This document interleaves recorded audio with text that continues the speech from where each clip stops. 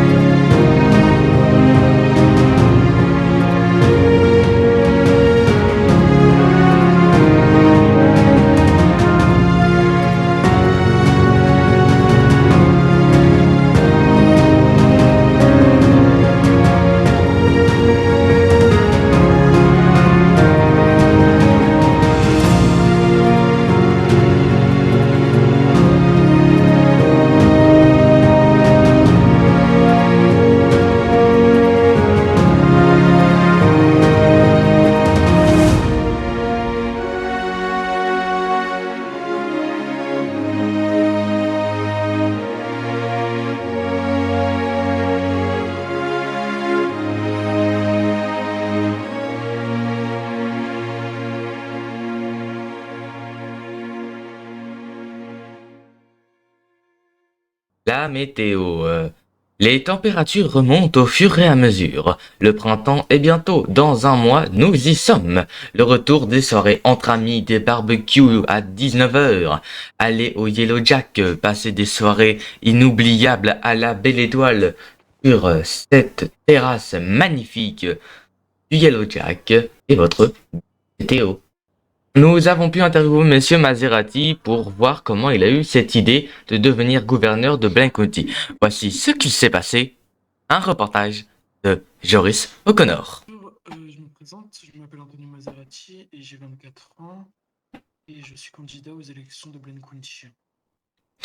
Alors, première question, quel est votre but pour devenir gouverneur de Blaine County? Mon but, c'est d'abord de faire en sorte que nos citoyens se sentent en sécurité et se plaisent à Blaine County et puissent avoir comment dire, avoir un travail et se sentir bien à Blaine County, se sentir comme si c'était leur maison. Voilà.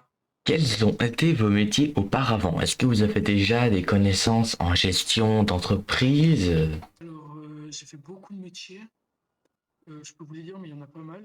J'ai commencé au Bingofi. Ensuite, je suis parti au Zaibatsu. Par la suite, je suis parti au groupe 6. Ensuite, la sécurité du gouvernement Sud. Ensuite, je suis parti au BCSO. Ensuite, État civil. Ensuite, je suis parti EMS à Océan. Puis, je suis allé au Maestro et après procureur. D'accord, donc vous avez quand même une belle expérience derrière vous. Oui, j'ai aussi été au Skyline d'ailleurs. Nous comprenons, ben-je. Pensez-vous que vous allez gagner ces élections en 2025 de Blaine County? Bah, j'espère, mais je n'en suis pas sûr, sachant que j'ai vraiment en face de moi des candidats très forts et aussi très motivés.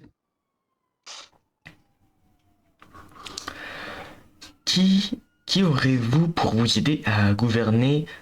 Donc, vice-gouverneur, ministre. Vice-gouverneur, ça sera mon frère et qui s'appelle Lewis. Et du côté de tout ce qui est ministre, je n'ai pas de. Moi, personnellement, je pense que les ministres sont très bien en ce moment même. Ils sont tous très compétents et ont été très bien choisis, je trouve, par Madame Elaride.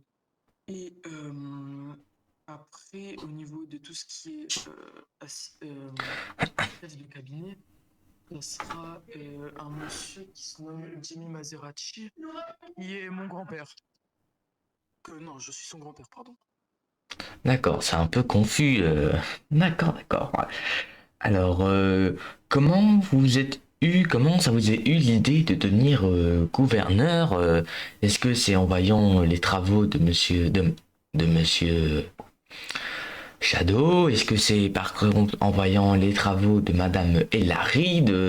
Qu'est-ce, pourquoi vous avez cette envie de devenir gouverneur de Blaine County? C'est quoi l'idée à la base? Avant tout, c'est grâce au parrain de mon frère, monsieur Steve Taylor, qui m'a vraiment donné l'envie. Et aussi, ayant travaillé au gouvernement Nord, je pense que je pense avoir ma place et aussi Blaine County, j'ai vécu la plus grande partie de mon enfance. Et c'est les points principaux pourquoi je veux être gouverneur à Blaine County.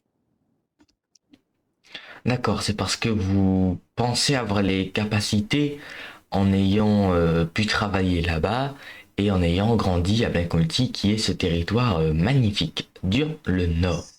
C'est exactement ça. Alors, moi, j'ai une petite question personnelle, c'est que est-ce que vous allez aider les citoyens qui sont dans le besoin? Parce que nous pouvons rencontrer beaucoup de citoyens dans le besoin. Est-ce que vous allez ouvrir de nouvelles maisons, par exemple, de nouvelles habitations dans Blaine County ou même Sandy Shore? Ou Roxwood même. Est-ce que vous allez travailler pour que les personnes qui sont dans le besoin puissent avoir un logement et ne soient pas dans le besoin et restent dans la rue au final? À ce niveau-là, que le gouvernement du Nord et du Sud ont déjà, c'est les logements sociaux qui sont très pratiques et à des prix assez bas. Du coup, pour moi, continuer les logements sociaux, ça peut être vraiment très avantageux pour les personnes qui n'ont pas les moyens. Et après, au niveau financier, moi, personnellement, quand je vois une personne dans le besoin, je vais l'aider, je vais lui donner un peu d'argent pour qu'il quand même s'achète à manger, etc. C'est pas parce que je vais être gouverneur, je suis élu bien sûr, que je vais changer ma façon d'être. Je serai toujours là à aider les personnes dans le besoin. Car comme on m'a aidé quand j'étais jeune, etc. Alors, ce sera notre dernière question, ma dernière question plus précisément. Pour les bus, ils ont été mis en place il y a maintenant 1 ou 2 semaines. Et est-ce que vous allez construire des arrêts de bus pour que le stationnement des bus soit plus facile pour les conducteurs? Est-ce que vous allez faire quelque chose pour ces bus-là, par exemple? Construire des arrêts, voilà. Bah écoutez, pourquoi pas, ça peut être une très bonne idée. Après, ça, c'est quelque chose qui est à voir avec le patron du taxi euh, et Washington aussi. Mais si c'est possible, ça pourrait vraiment être une très bonne idée et qui, je pense, marcherait bien et qui aiderait aussi beaucoup les citoyens dans le besoin de bouger sans marcher, etc. Donc si je peux faire un petit récapitulatif dont votre priorité, c'est aider les citoyens en long, en tort et à travers. C'est bien ça? C'est exactement ça pour moi. Les citoyens, ça devrait être pour eux, en fait, ils devraient se sentir bien et en sécurité et compris et écoutés. C'est vraiment ma priorité. Dans le nord comme dans le sud, des grandes rénovations ont été faites. Pour le nord, nous avons plus précisément à Saint-Dichor un nouvel hôpital, une nouvelle boîte de nuit, un tout nouveau magasin de vêtements de la marque Binko que nous pouvons retrouver à Saint-Dichor. Le Yellow Jack, le bar mythique des bikers, a été rénové de fond en comble. Nous avons un étage, nous avons une terrasse, nous avons également tout l'extérieur a été refait et maintenant est en bois. C'est franchement très sympathique. Dans Palais Topé, il n'y a quasiment rien, mis à part l'hôpital qui s'est déplacé de quelques mètres. À Roxwood, il y a eu aussi des aménagements, notamment un agrandissement de l'île qui a dû coûter plusieurs dollars, pas mal de dollars, je pense, et aussi notamment un garage custom qui, qui a été ouvert. À LS, les changements, nous pouvons remarquer que le LS Custom a deux plus grands emplacements pour réparer ou customiser des véhicules, mais qui est toujours au même endroit. Le concessionnaire moto a également changé d'emplacement et de bâtiment. Le concessionnaire se trouve maintenant à côté du bureau des avocats. Le concessionnaire voiture a changé de bâtiment. C'est maintenant plus grand, avec un étage. Les employés peuvent maintenant exposer plus de véhicules. Je vous remercie de m'avoir écouté. C'était Joris O'Connor et Kylian Green au montage. À la semaine prochaine.